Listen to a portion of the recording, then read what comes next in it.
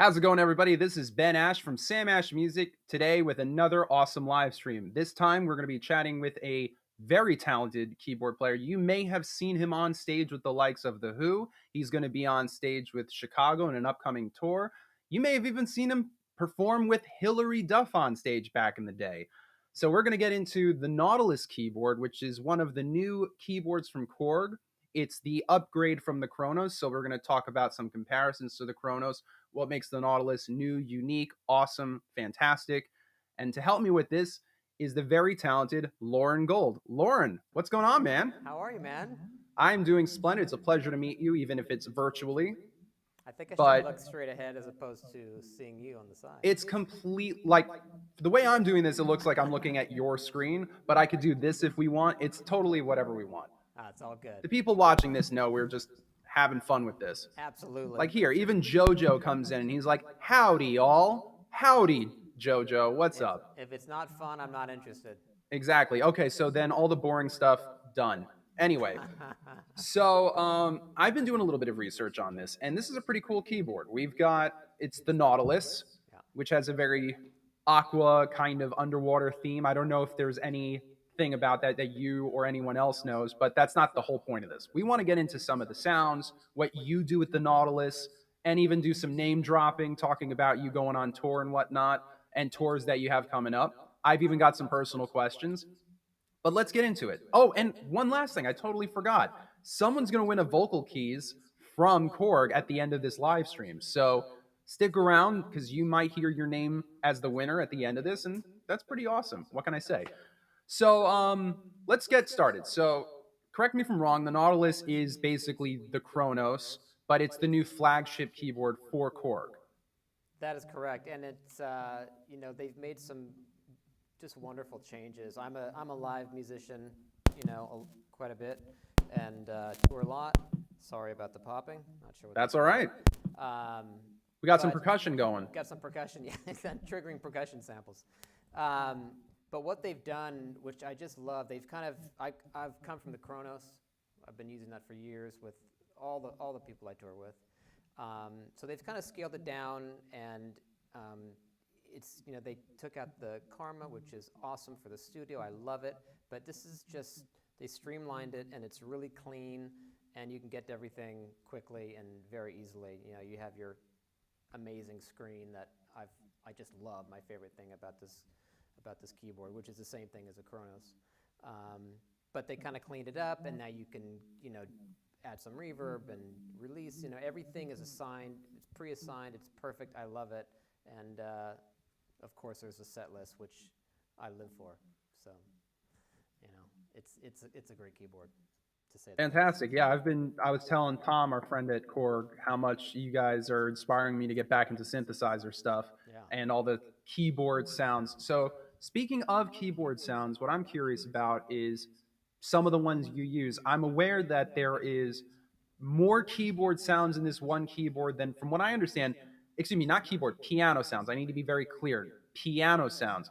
Yes. There is no other keyboard in the market with more piano sounds built into a keyboard. Am I phrasing that right?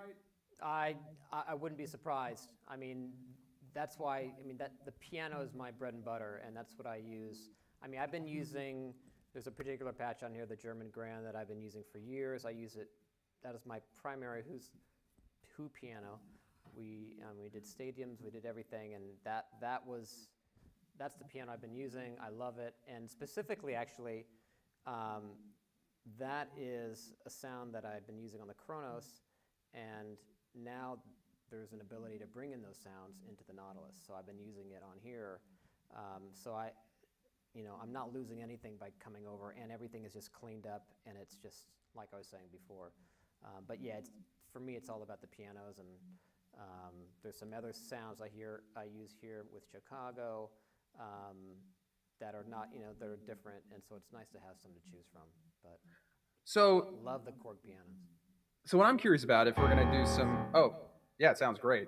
So what I was gonna say is, for the big hits, for the big hits of Chicago and the Who, Sure. if I were to buy a Nautilus, if I don't know if you have them set up, we don't have to go all menu diving, God forbid, but is there one that you can pull up? So if there is a song you got to play in a set, you go, oh yeah, I use this piano sound or this keyboard sound. Are there any that you might have on hand to demonstrate? Absolutely, yeah. I actually have the German grand in here. I have, there's a, let's see, for one of the Chicago tunes, I have, let me get in here. I believe you guys can see me, can you not? So, let's see here. Let's go back here. So yeah, on this particular patch, I have a couple different pianos in there. I won't give away all my secrets, but I don't always use the German grand is what I'm trying to say. And you can layer with different sounds, and it's just so nice to have this huge list of choices to put in there. So yeah, I can pull up anything you want, but my main piano is.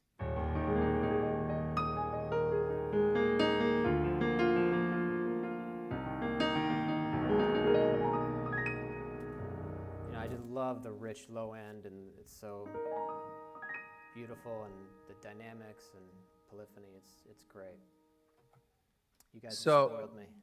I'm sorry. Continue. Forgive me. There's a delay. Continue. KORG has spoiled me. It's beautiful. Go ahead.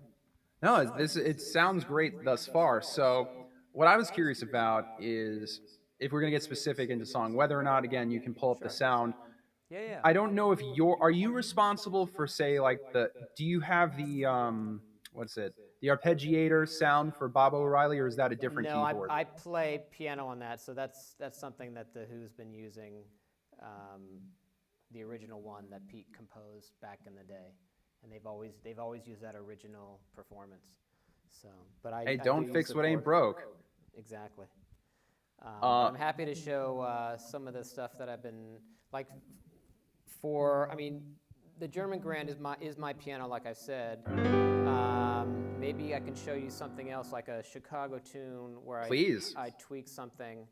Hard to say. I'm sorry. I've done a couple. I have two pianos in there, and a little electric piano. But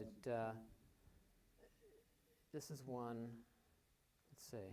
And what I'll do is I'll play. Oh,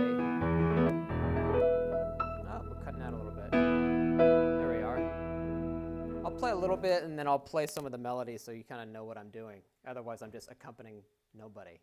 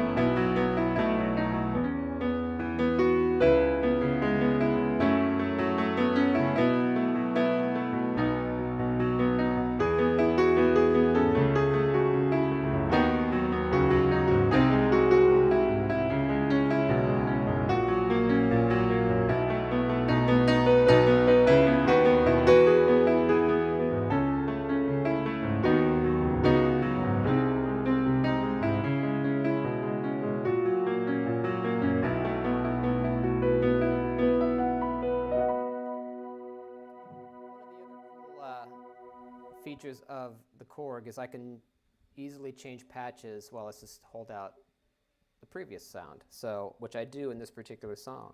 So I'll give you an example. So after that part,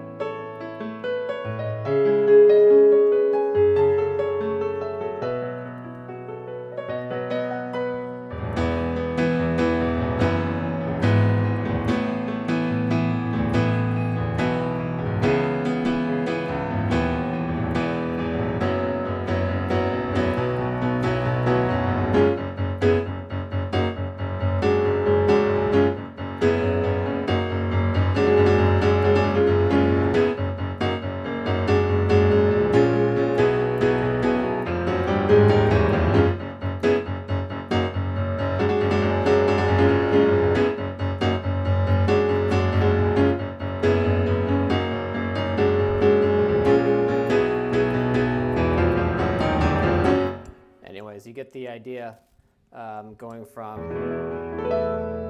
right to my German grand. Are you kidding me? Come on, that's too cool. I'm sorry. That is too cool. Are you hard to say you're sorry? Oh, okay. Now These we are the got to end the jokes. live stream. It was Sorry. going so well. It was I going know. so well. I ruined it. So, jokes aside, though, um, on that note, because all I was thinking about is you play this in front of a live audience, and I should mention, by the way, if anyone is interested in seeing Chicago live, you go on tour on February 16th at Vegas, That's and right. then you're going on tour with them, it seems, till uh, September. You're just going to be on the road until then, basically. Yeah, I'm going to be out there with them for a little while, and then some other stuff going on in between. Got a New Orleans Jazz Fest with the Who in between, so I'm going to have a busy year. I mean, between Chicago and the Who and Don Felder and the countless other people, at least you've performed with a lot of people, but I don't think you grew up listening to Hilary Duff or Selena Gomez. So it's hard to ask that question. But when it comes to them and Kenny Loggins, Yeah. I'm sure you were the kid who, depending on what your format was, whether it was CD, cassette, vinyl, that you're listening to them and you're like thinking, oh, this is really great, but I'm learning piano. If only there was a way I could make this into a career where I play with these guys. And then lo and behold. So Yeah. the question I have regarding that is not only does it feel surreal playing these songs you literally grew up with, but and this is for anyone who wants to become a touring professional, what is it that you find both surprising touring with these artists and playing their songs for them that you wouldn't have expected playing with them? Like, do they give you room to improvise in any respect, or is it just, hey, you bought the sheet music, learn it? And also, and maybe I'll ask this because I'm curious, is there a courtesy that you should have as a touring musician as far as what to do with the band so that, one, you keep the gig forever and ever if possible, Yeah. and things to make yourself stand out? Yeah, I mean, those are really good questions. You know, growing up, listening to these artists I loved, and it's some days I kind of pinch myself, but always in the beginning you're like, what am I doing in this room with these people, And then you realize you belong there, and then you get to know them, and then it becomes, normal. I still kind of pinch myself even with the Who and all these bands, because I'm still that kid that loves these. I'm still a fan. I'm like everyone else out there, so I get it. But in terms of being around them, yes, they do. I've been lucky that they let me improvise. The Who stuff is, there's lots of moments where we kind of just go down this road and you don't know what's going to happen, which is really a lot of fun. And even with Chicago, they give me the freedom to, you hear something there, do it, try it. They're very open and supportive. In terms of, what was the other question I think about? More like, not to lose your gig. if someone were to do what you do for a living, which is you're part of touring bands. Yeah. And I'm curious also on the musical directing side of things, but as a part of a touring band, what are things as far as almost like what would you tell other people who want to aspire to do what you do, whether it's piano or otherwise, as far as how do you get noticed to do this kind of gig? How do you do the right thing in the gig so as to be a professional? Like, are there things that you've heard other people who've been touring where they get kicked out of the tour because they did one thing or the other than just being the rock star persona and drinking and doing drugs kind of thing? Yeah. We'll start there with the drugs and the drinking. No, don't do that. You want to be a professional. I mean, it's almost like any job. I mean, you have to know your role, and you have to know what you're there. Why am I here? What am I going to be? Obviously, I'm going to be playing the parts, and obviously you have to be a player. You have to be able to come in. You need to prepare. You need to come in and do your job, and kind of stay out of the way. Just don't be the one everyone's talking about. Leave your personal drama at home. Right. Be a professional. It's like any job. And you want to be around people, and they want to be around you. You want to be cool. But Great. it's really as simple as that. And I have come across people, and I've seen situations where someone's let go or something purely for in terms of how they carried themselves on the road, and which is a shame. Nothing to do with talent. I've seen amazing talented musicians, but sometimes they won't necessarily fit into that with that particular artist or band. Just because Yeah, you got to mesh well with whomever it is, because sometimes you could be the most talented person, but the vibe isn't there. Yeah, exactly. It's similar when you asked about the MD stuff. When I put bands together, same thing. You're looking for someone that's gonna, be cool, respect the artist, and also playing when you're auditioning. Know when not to play. Just know what you're supposed to be doing and get out of the way. And Well said. If there's a moment to rip and shine, do it. And they'll give you the invitation to do so, of course. Absolutely, you'll know. So I just wanted to, now that you're reminding me, because you're playing with all of these different sounds and whatnot. Yeah. So when you're on tour, because one thing that even I'm nervous about as a guitar player is if I were to do a show, I either have to do what we call tap dancing on the pedal board, where even in the middle of a song, you got to switch one pedal on and off because it's the verse or the chorus, the bridge or the solo. Right. As a keyboard player, I know you basically, in a sense, have a computer right in front of you where you can do all this menu button tapping, and in some cases do finger tap dancing, if you will. Yeah. But what I think I brought it up before, which is very cool about this keyboard, is it has a set list function. So, which is just what you would think it means for those that are watching, is you can literally make a set list and set up all the sounds. And correct me if I'm wrong, I don't know if you have it set up that you could have it enabled with MIDI so that if you get to a certain part of the song, it can change the sound of it in that set list. But I don't want to get too overcomplicated. But long story short, you probably have a set list just for the Chicago tour on that keyboard where it's all mapped out. Oh, you're going to play Saturday in the Park. Boom. Yeah, exactly. So I'm sorry, go on. No, that's fine. I have used like right now, as you can see, I have my sounds in here. I'm in my Chicago bank, and I have actually used a foot switch before, just simply to trigger to the next sound. If I'm playing, I might be playing another KORG up top or something like that, and I want to hit a foot switch, and it'll automatically go over to the next sound. I don't have one here today, but that's really handy. But if you see up here, you can see I have my If You Leave Me Now strings, which are really beautiful.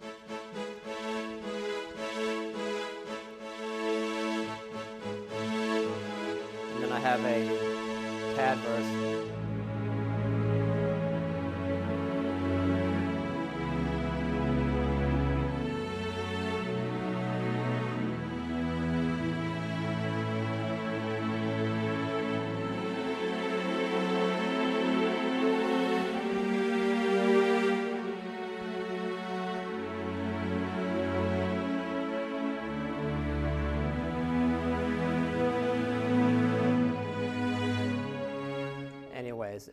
That's one example.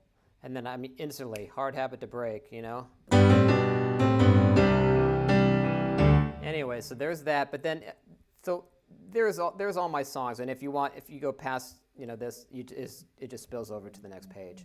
But up here at the top, you see I have Chicago, and then I got Who set list right there, right? And then you have a bunch of different sounds in there.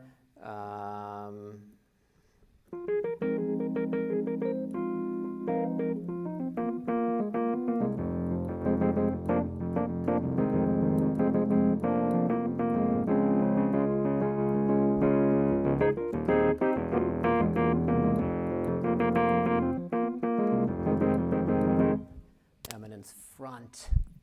And then we go up here. So there's all that, everything here, Who related, and I get to the next page. I got my Don Felder stuff. and et cetera, et cetera. There's my doll tree. But anyways, it's just so clean, and you can organize it however you want. And then the other thing is they're just pieces. You can edit, you can copy and paste. So you go boom, put that there, move stuff around, and it just contains the entire sound. It's beautiful. And I back everything up on a drive. What I love just from anyone who's watching this is that you would think that there's actually a few things, but one is like the big thing. But on that keyboard, it's such a simple to use interface that even if you just want to get your first keyboard, this wouldn't be that overwhelming. I'm sure the instruction booklet's like only 3-4 pages because it's that easy to use. Yeah. And I mean that in a very nice way, because you don't want to have a Bible that you have to read of every little nuance of it. And even you're saying that you can create these set lists on the fly and map out the sounds you want and combinations and switching and all that stuff.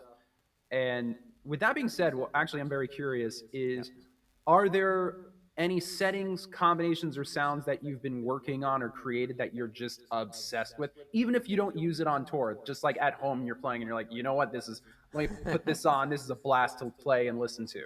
I mean, what's fun in the KORG stuff is all the stock sounds, or the, whatever you want to call them, the legend sounds. Like, I have a, whoops.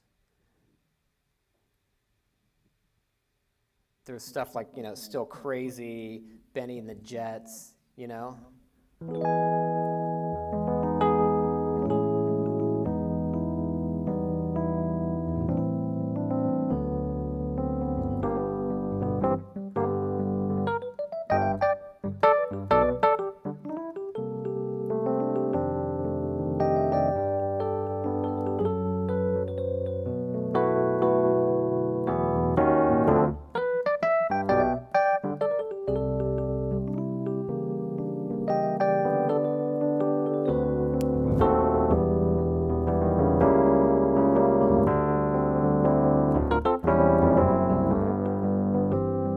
I don't think that answered your question. But, that was fine. I am not complaining. That sounds awesome. I don't have, the only thing the most recent is just probably the Chicago stuff I've been doing, and I've been really having fun with those combinations. Hard to Say I'm Sorry, for example, and the string stuff.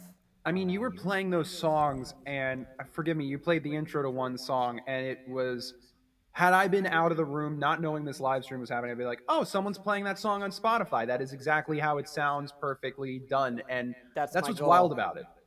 That's my goal. I actually, as a fan, when I go see a band, if it's something, if it's like, oh, I know that song so well, I literally get in there and I want to play it exactly like the recording, just at least for that initial moment. And then as the band comes in, it's like, all right, I'll embellish a little bit. Dude, I'm with you on that as a guitar player. For me, it's like, you can play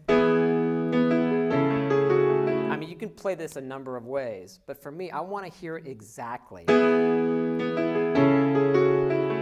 then when it comes in after the intro, it's like, okay, it's dramatic, we're setting it up, instead of like, I'm not just gonna plunk, like I want that. It's like, okay, we're setting the stage. It's like we're build up that it. anticipation. Like, that song's a hit for a freaking reason. Yeah, I mean, and what's funny is I think about how Bob Dylan is the complete antithesis of that, where he's like, yeah, you know that song you love and I've played on, that I have on these records that you've listened to a million times? We're not doing it that way when you see me live. Well, he's entitled. Guess the song. Yeah, he's entitled. He's I guess. Maybe a little bit. He's kind of famous or something.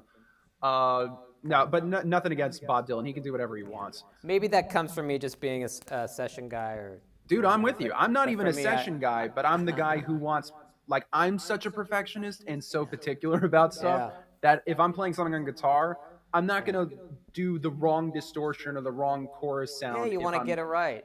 Yeah, exactly. And I'll listen to something like that. I'll listen to, I can't even tell you how many times, to a simple E major chord, but I'm listening to the layer.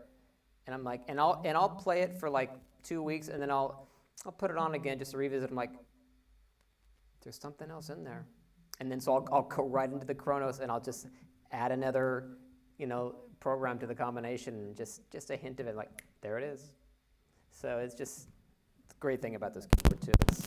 Well, one thing that I'm jealous of you keyboard players, and it's something you can do with this Nautilus, is if you have a sound or a sound library, or you have, in your case, a set list, yeah, the lucky thing for you is you, yes, can take your Nautilus from gig to gig, but say you were to rent it or borrow a friend's or something, if you just have everything on a USB stick, you're good to go. That's it. yeah, that's I exactly mean, what happened here. I mean, we guitar players don't have that. Like, it's not like if I leave my Gibson at home, it's like, hey, does someone else have that Gibson of this very specific year with these pickups in it? No, I'm screwed. I can't tell you how great it is. And my guitar players friends hate me because I'll just show up at a gig and they're going over their back line and they're checking their guitars and it doesn't, they don't like it. And I show up, I was like, I need a Kronos. I need a Nautilus. Take my jump drive, pop it in, load. Within 30 seconds, I got all my stuff. Yeah, you just have to you get to have the longest lunch break out of everyone in the band. And then everyone else is like, oh, how was that sandwich? Was it good? You save any for me? No, I did not. Yeah, and you're totally entitled to that. The sandwich was amazing, and you're getting none of it. So what I was told from our friends at KORG is that not only are you a touring musician, but you also have played at baseball stadiums. And there may be some contention here because I understand you play, forgive me if it's the national anthem or the seventh inning stretch for the Giants. That's right, seventh inning stretch, yeah. And we're talking about the San Diego Giants? I hope you're joking. I don't know they didn't tell me what sports team, I'm messing with you. San Francisco Giants, I'm from the Excuse Bay me, Area. forgive me, the last time I saw the Giants, all right.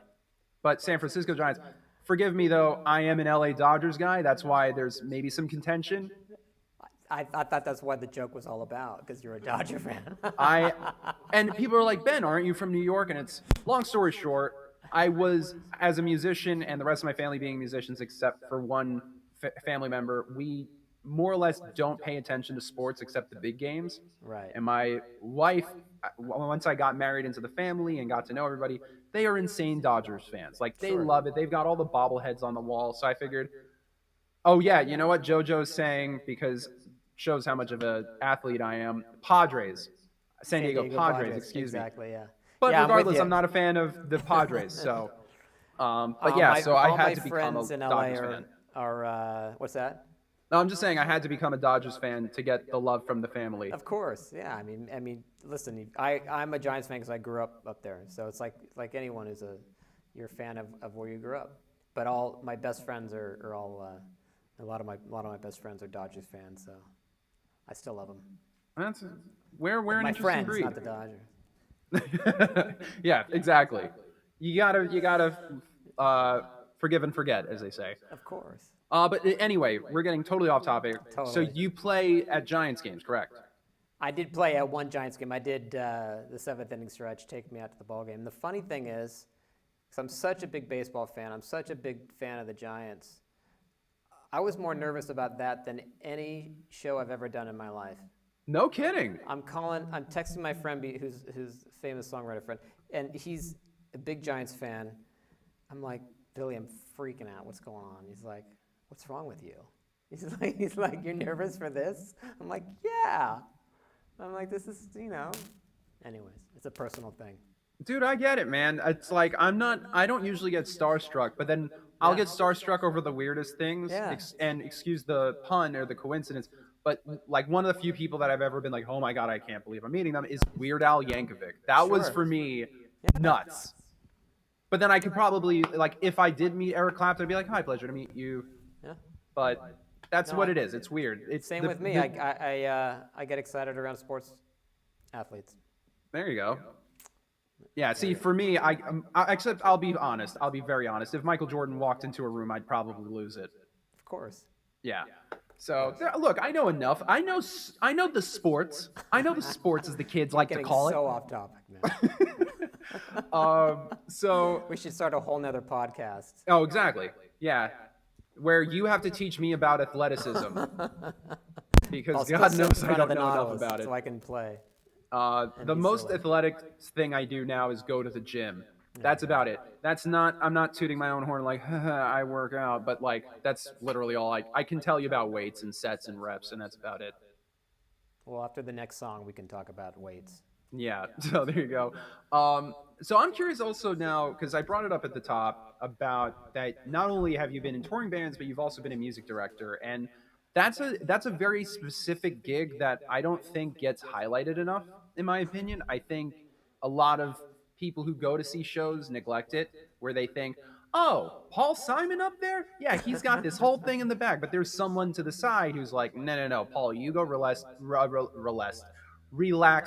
and rest in the trailer while I take care of the rest of the band. So, from what I understand is, I don't know if this was your first time being a music director, but was it for Hillary Duff that it was the first time you did that gig? I actually worked with Tiffany, another female young singer. Not when she first broke, but later. Like the 80s In her Tiffany? later years, yes. So I'd done that, so I got used to the drill. But when I first got thrown into that, I was like, oh, okay, no training and stuff. But it's just like you said, you have to have somebody there to take charge and organize the show for the artist, because the artist isn't going to be sitting there while you guys figure all that shit out. They just have to show up on stage. And that's what you want to provide them. So, here's something interesting. Now, because I was joking with the KORG, our friends from KORG, about how I probably have heard the Laguna Beach theme, the "Let the Rain Fall Down" a million times, but then I'm like, oh, Loren probably had to hear that 20 times a day, let Yeah. alone on stage and whatnot. Uh, so what's interesting though is from your uh, resume, if you will, you did the music directing thing for. If I name these people, it's not like anyone's gonna be like who, but Selena Gomez, Demi Lovato, and Hilary Duff, which I mean the three are humongous stars in their own right. And so, how did you get tapped to be the musical director for them? Was it in any phase of their career? Was it super early, later on? All three of them at the very beginning. Um, I came in with Hillary as a keyboard player.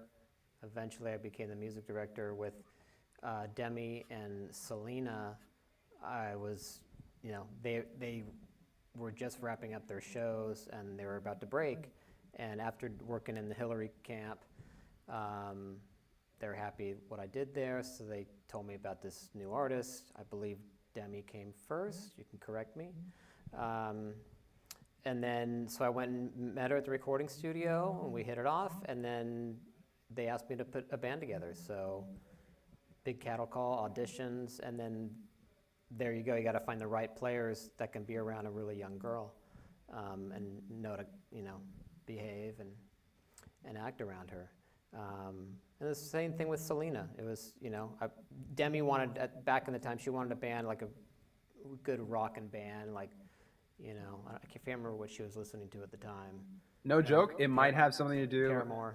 This shows my age, but Yeah. back in the day, I remember she was huge for that show or movie Camp Rock. So maybe that's where That's some of right. the rock thing came from. Yeah, totally. That's right. Yeah, that was huge. That's right, that movie. So yeah, I mean, with the so for Jonas example, Brothers and all that. I didn't realize that you were part of that hiring process. I thought you just come in and you're like, okay, everyone's hired.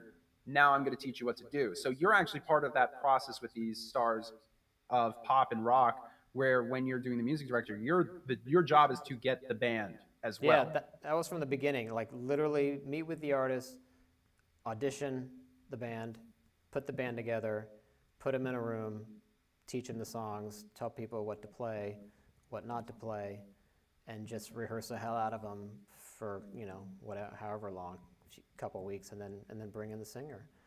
So forgive me if I'm getting too nuanced with it, and we can keep it as succinct as possible. But what goes in, like if someone wants to audition for you, what are you looking for with a touring band when you want to make it for a pop star, rock star, what have you?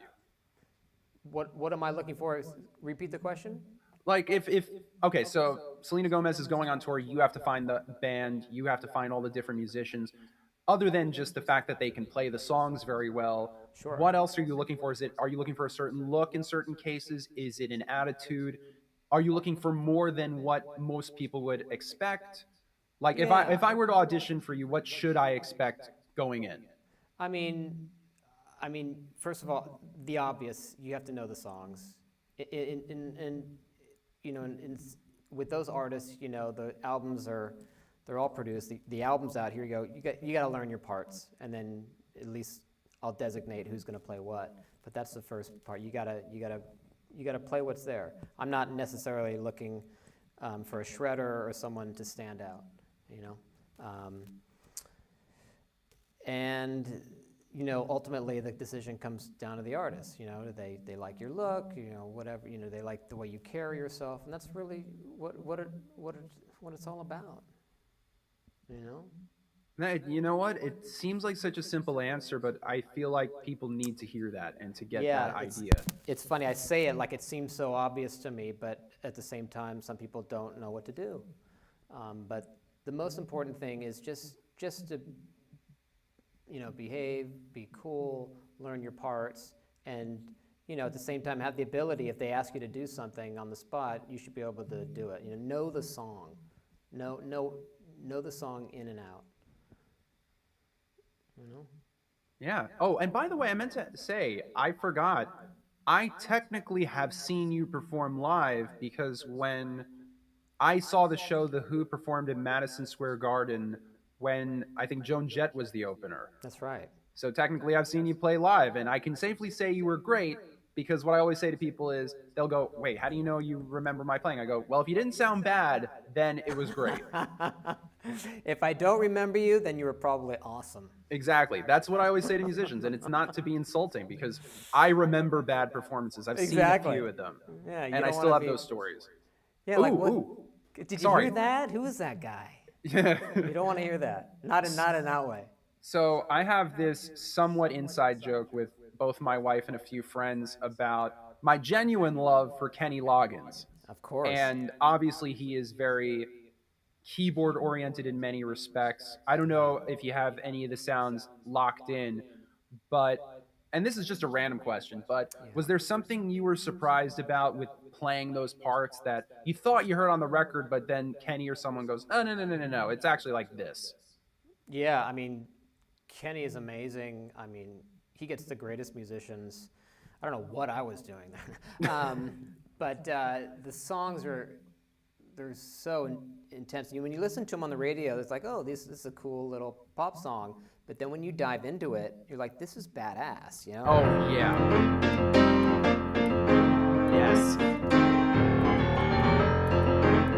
You know, there's great, you know, a lot of Michael McDonald type voicings and gospel piano feel. Oh, don't even get me started on Michael McDonald. And it's a good thing. I have this, but yeah, I love Michael McDonald. Yeah, of course. Love him.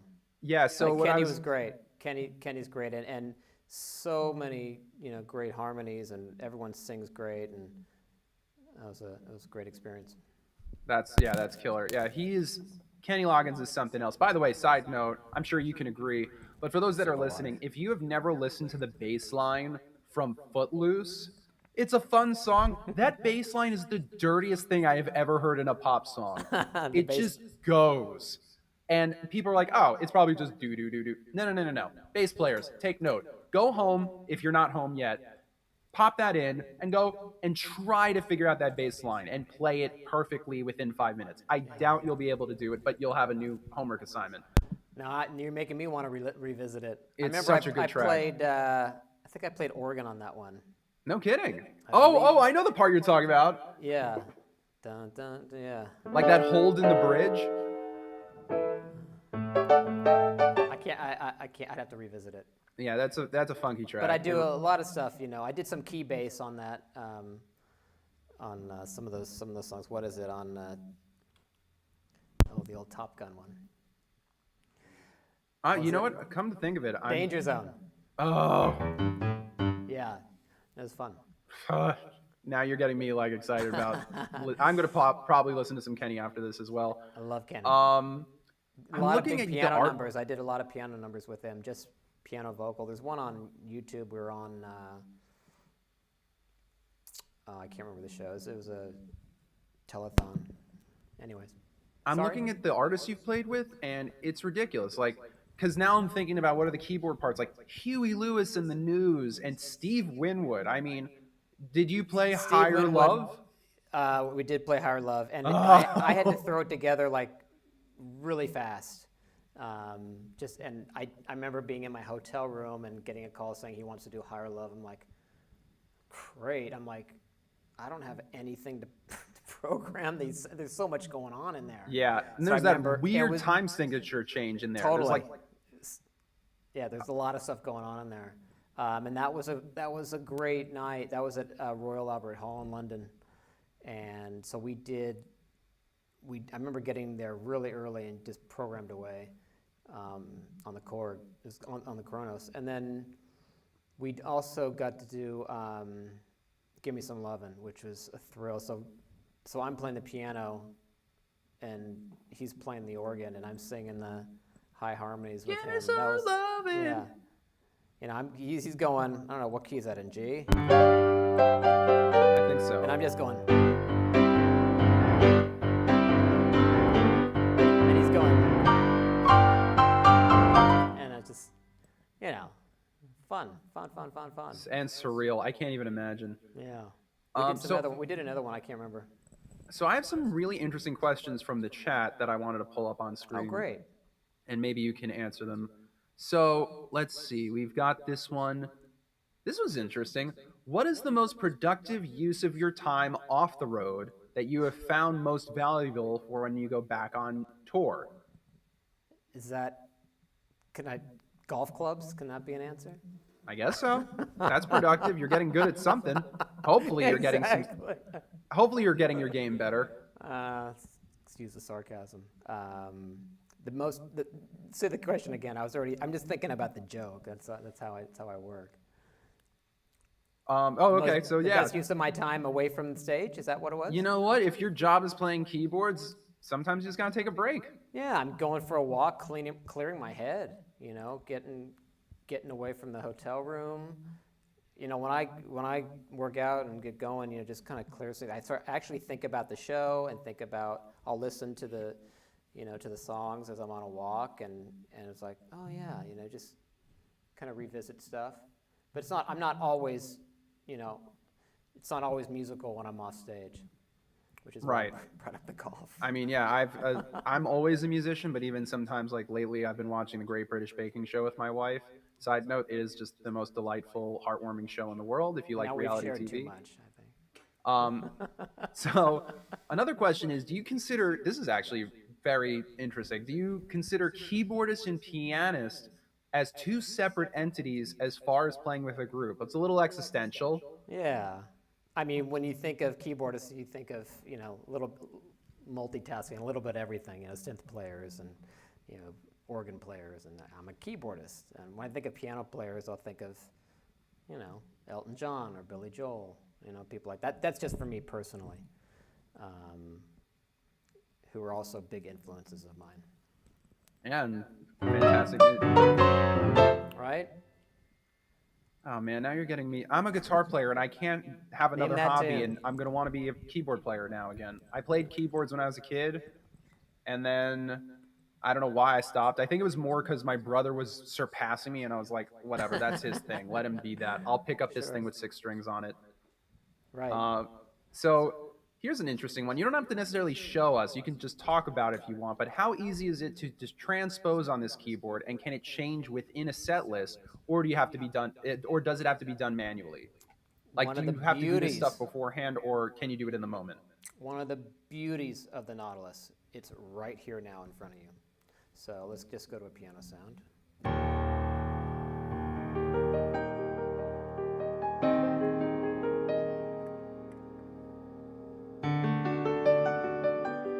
One button, shift, and then you go transpose up or down. And it shows you little drop, see that?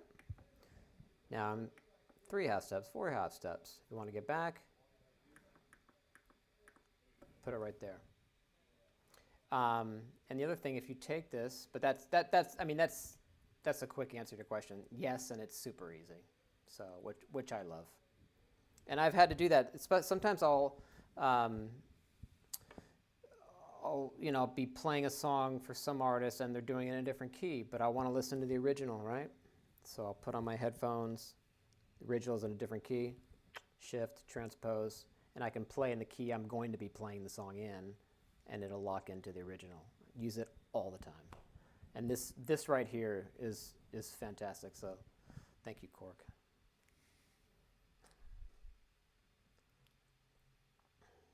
Did we lose him? Yeah. Stand by.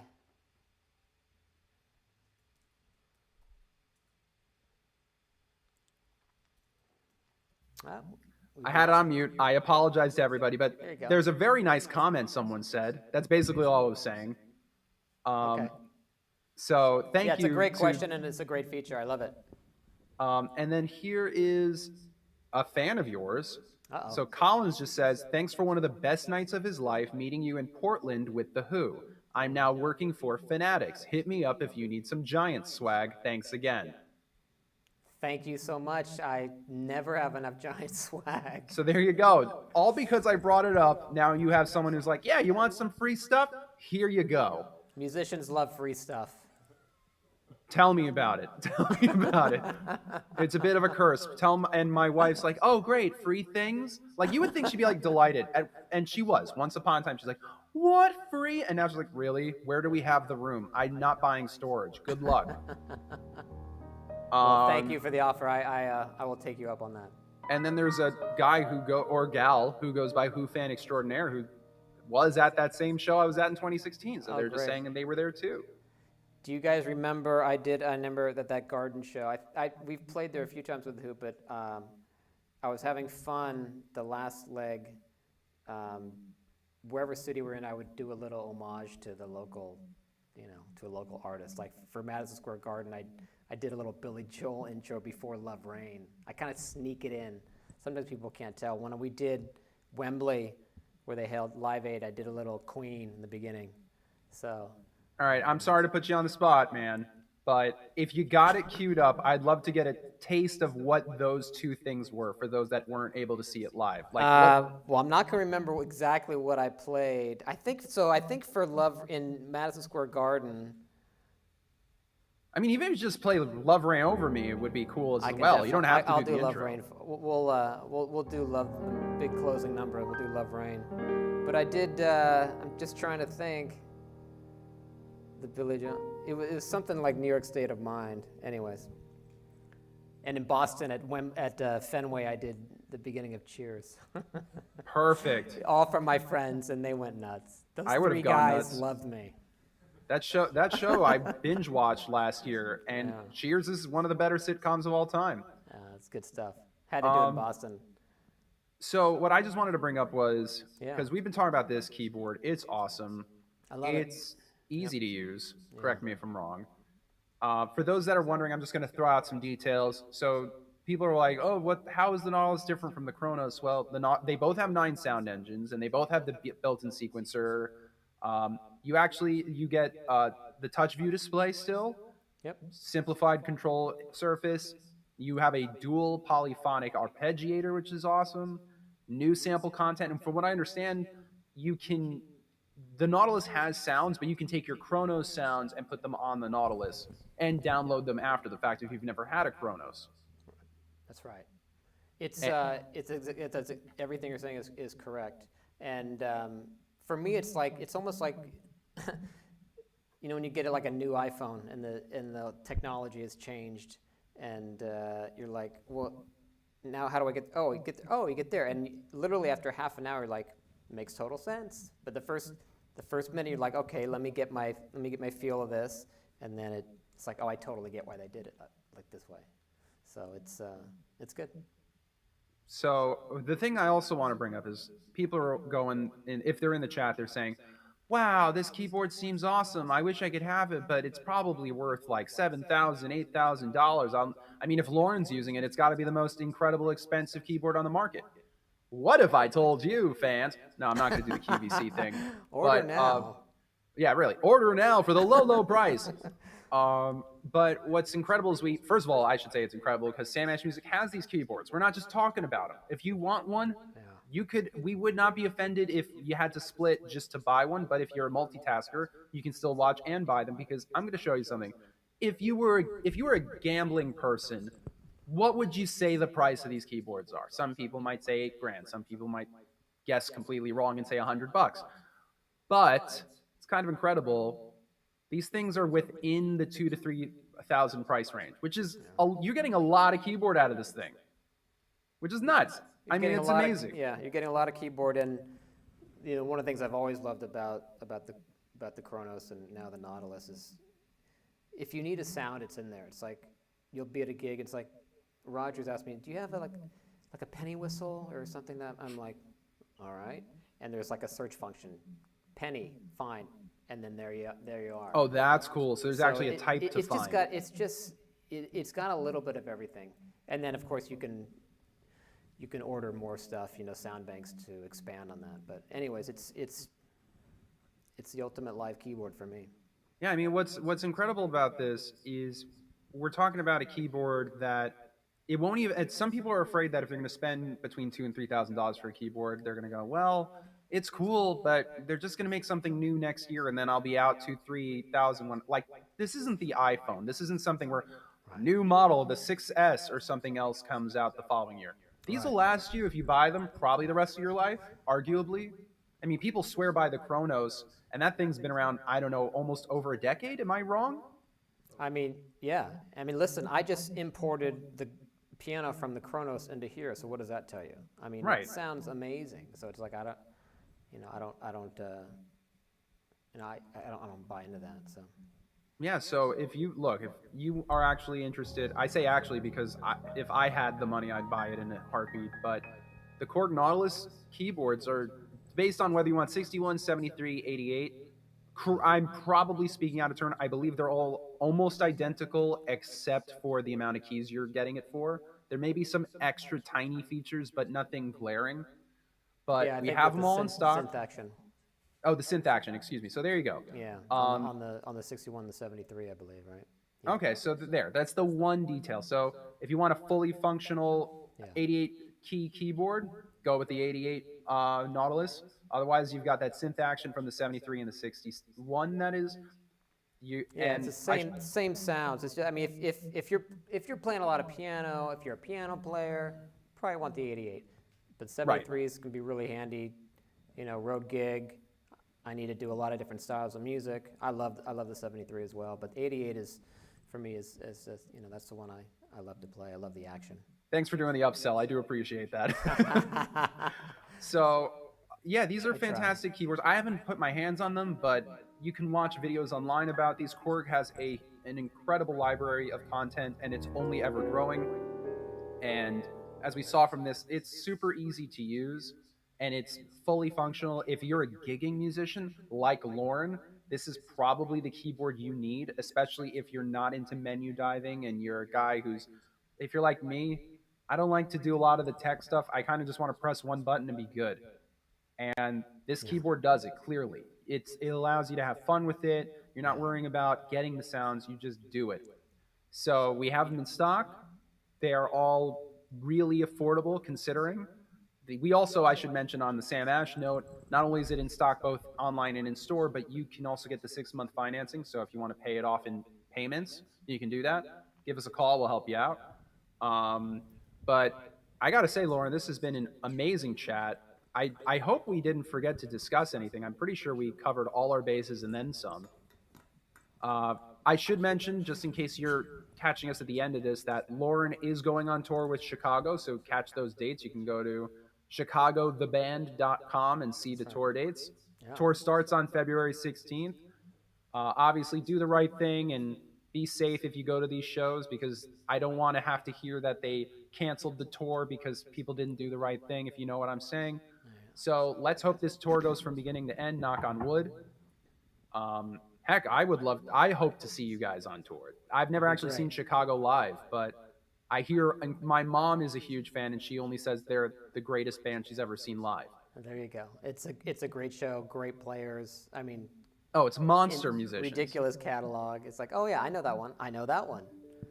Yeah, there are people that are like in their 20s, maybe even younger, who's like, I've never heard of Chicago. And then you play a song, you're like, oh, yeah, I've heard that 72,000 times Yeah. every time I go out to eat or something. Yeah, well, and then they had the whole second wave in the '80s with Right. David Foster, but then you have you got the whole spectrum, Saturday in the Park, Just You and Me, 25 or 6 or 4, Color My World. I mean, it goes on, and then you have a lot of the '80s stuff and going forward. So I will say, as much as I love Chicago, I have just a tiny bit of disdain for them, and it's my fault because I was on a trivia show for it was I think it was an NPR show, and one of the things was someone did a parody of Saturday in the Park, okay, and I spaced out. I couldn't remember the name Saturday in the Park. I knew it was Chicago, but I didn't know Saturday in the Park, and it was the thing that cost me the win. And so the other person won. So I've had this disdain for that song. I love the song, but every time I think about it, I'm like, I could have won if I knew the name of that freaking song. very sad, Very sad. I'm still seeing a therapist because of it. as you should. So we these aren't really questions per se, but we have people that are just fans. While we're here, loved your 1921 improv that you posted during the pandemic. That And was a yes, lot your of fun. MSG improv was great. Love the Easter eggs, and it's Loren. Oh, thank you. Very sweet. Yeah. Yeah, that 1921 was really a lot of fun to do. That's from the Tommy album. And I did it. There's a version up there on YouTube I did during the pandemic. It just, it's just me at the piano, but playing all the melodies and everything. I really enjoyed that. And I should mention, if you like this interview and you want to see more of what Loren does on stage and behind the scenes, search Loren Gold online, and voila, you've got tons of content. He's on Facebook, Instagram, Twitter, YouTube. There is a trove of amazing content. Like, there's a video of just you on stage right before you go play with the Who. There's some really great stuff. I'll have to Just a check few more, that out. just a few more things, and then we're gonna call it a day. Okay. Matt Whipple asks, "Are you a better golfer than Simon T?" At the moment, I think I have him by a few strokes, but he's always been better than me, and I think I've got him by 2 or 3 strokes at the moment. Although we haven't played together since I've improved my game, so we're looking. Simon, if forward you're to watching, it sounds like you got to get back on the links and show your stuff. taking you down, brother. Taking you down. Then we have just another nice comment. Best night of all Moody Blues cruise nights was being with you, jamming in the early hours. We were all blown away by your talent, from Mandy. That was fun. Thank you, Mandy. Yeah, I was on a cruise ship. I believe it was. Well, I've done a couple different cruise ships. One with Roger and one with Don. I want to say we had some jam nights after. I think after both of them. Maybe they were both with Roger. Anyways, we played, and then it was the last night of the cruise. There was a piano in the bar area, and I sat down, and it was a huge sing-along with. It was a lot of people. It was a lot of fun. That's awesome. Last little fun comment. Someone just says they saw you at the UBS Arena on November 19th, and it was awesome. Remind me of the UBS Arena. That is where? Even I'm not sure. I'm a New Yorker. I only care about the venues here. A lot of these venues, they change names, so it's like I can't always remember. Oh, it's Islanders. Well, I'm a New Yorker? Oh, it's because it's in Elmont. Is that where the old the Islanders, isn't that where Nassau Coliseum was? Wait, Am I getting that wrong? You know what? I've only ever called it Nassau Coliseum, so if it's called the UBS Arena now. Could be. I think they, I don't know if they tore it down, but yeah, we played one of the last shows there. I think Billy Joel, Yeah, you know what's funny? I was at that last show. My dad and my stepmom were like, we can't go. Do you want these free tickets to see Billy Joel at the last show ever at Nassau Coliseum? And I was like, let me think. Yes, absolutely, 100%. Of course you should go. So funny enough, I've never actually been there since it's the UBS Arena, so I didn't know that's what it was called. So there you go. Yeah, I don't know did they gut it? I don't know if it's a new one. Oh, they tore it down and built it right back up. Yeah, I understand. So I think a fun thing, and this is totally up to you. You could just flat out say no, and I wouldn't blame you. But since we're at the end of it, it would be great if you could play us off maybe with some Who. Could be Love Reign Over Me. Sure. Before we do that, I just want to do the whole plug thing. Like I said at the top, You can find Loren Gold on all social media. If you literally search Loren Gold, LORENGOLD, it's also in the title of this video. I don't know if it's at the bottom or the top, wherever you're watching this. Search that on pretty much every social media platform. You can find some awesome content. If you search his name on YouTube, there's tons of video of Loren. He's a very friendly guy, very talkative on these. So if you message him, we'll probably message back. He is going on tour, as I said before, with Chicago starting February 16th. Get your tickets before they sell out because it's Chicago. They're amazing, and you want to see that show live. I'm sure you'll be playing with The Who at some point, but we don't know dates yet. Same with Don Felder at some point. And hope for all those that are watching, if you're not a Sam Ash customer, we hope you become one. If you are currently, thank you for shopping with us. You can buy from us online, in store. Call us. You can pretty much get in touch with us. You can get in touch with me. And we want to make you happy, especially if you're looking to buy a KORG Nautilus or 2 or 3 of them. We won't tell you no on any amount you want. In that regard, Loren, thank you so much for this. This was an absolute blast. You're a very interesting individual. I hope this is not the last time we chat. I hope not. This is really good. It's great talking to you. It's very easy. I wish we're in the same room together, but that's how it is right now. For now. But on that note, Loren, play us off. Let's see. What should I do? Maybe a little medley or of how much time we got? I don't think the fans would be disappointed. Surprise us. And then just give us a wave when you're all done. I'll play a little bit of 515 because it's just so fun to play. All right, man. Thanks again. Take care, everybody.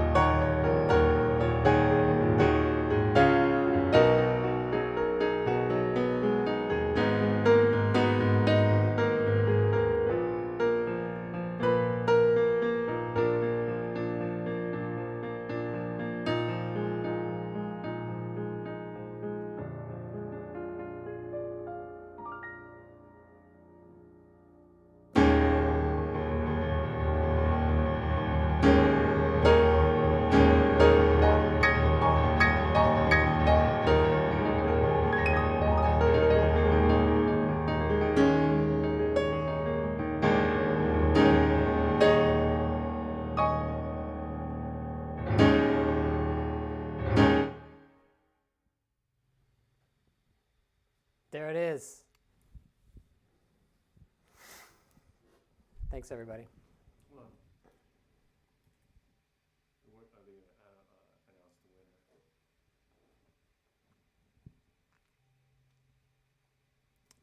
I keep turning myself on mute to be polite. So, again, now that we're on unmuted, I just wanted one last thing to say. So we're going to pick a winner for this thing and give away a Volca keys. So here we go.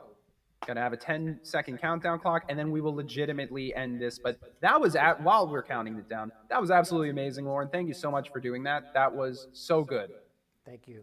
Thank you so much. Appreciate it. All right, with 4 seconds, who's going to get a free Volca keys from KORG? It's exciting.